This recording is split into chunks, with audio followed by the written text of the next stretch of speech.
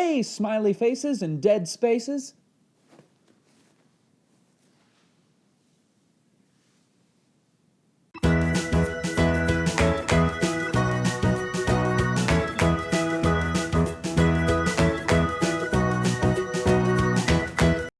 Hey everybody, my name is John and welcome to ADITW, a day in the Word, the internet's favorite Bible study. Today we are diving in to Matthew chapter 27. And today I want to make one quick study point for you all, and then I want to share a bit of a rant. Could you please read for me Matthew 27 verses 15 through 23?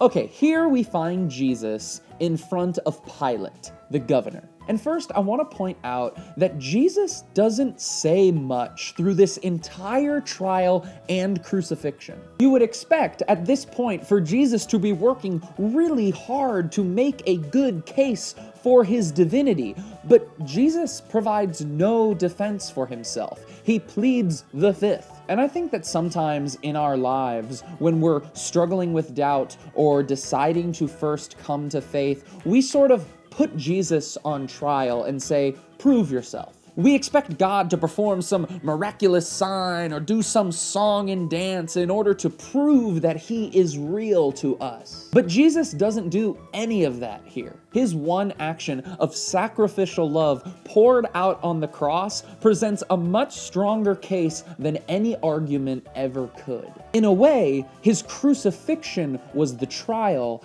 and his resurrection was the verdict. You see, Jesus didn't need to prove himself to be God because he showed himself to be God. Jesus doesn't present a case, but instead he gives us grace. And if we come to God expecting him to present a case for himself, then we might just miss the greater gift that he has for us. But here, Pilate gives the people a choice. They can either release Jesus or they can release the murderer Barabbas. And this is kind of like, who would you rather have? Mother Teresa or Robert Durst? Billy Graham or Jeffrey Dahmer? The Apostle Paul or that dude from Making a Murderer? Because at this point, Jesus still hasn't done anything wrong. He is not a criminal. He hasn't stolen anything. He hasn't harmed anyone. And yet the people choose instead to release a murderer into their midst, rather than to release the Son of God. And again, it's really easy for us to sit there and judge the people, but I wonder how often in our lives we are presented the opportunity to release the Spirit of God into our hearts, but instead we choose to release a murderer called sin. In this case, Barabbas can also be called anger, or fear, or anxiety, or lust, or greed. We could let Jesus into our hearts, but instead we choose what we know. We choose what we're used to. We choose what we understand, even if it might hurt us. And so for the rest of the chapter, we watch as Jesus is mocked and beaten. We see him carry a cross, and we see him hung on that cross. We see him cry out to his Father in isolation, and we see him give up his last breath. And then we see him buried in a tomb by a rich man named Joseph. And I have to be honest with you, after studying this chapter all week, I found myself so frustrated. I mean, this is supposed to be the climax of the Bible. This is the most important chapter, right? And yet, when I read it, I just didn't get much out of it. And obviously, I saw the beauty of Jesus' sacrifice, and I was very grateful for it. But in the end, I was kind of left thinking, and of course, I felt like a really bad, ungrateful, evil Christian in that moment. But then it hit me as to why I felt so unsatisfied. It's because the story isn't complete yet.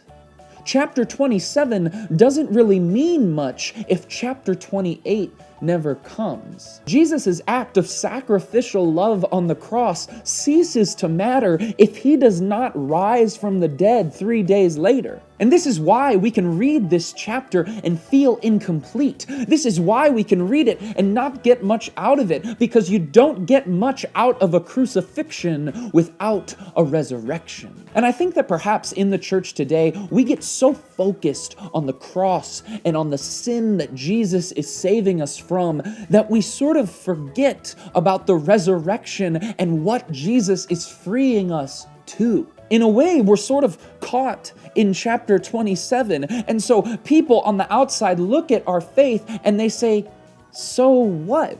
It seems incomplete. And many of us love sharing about the power of the cross, and that is great.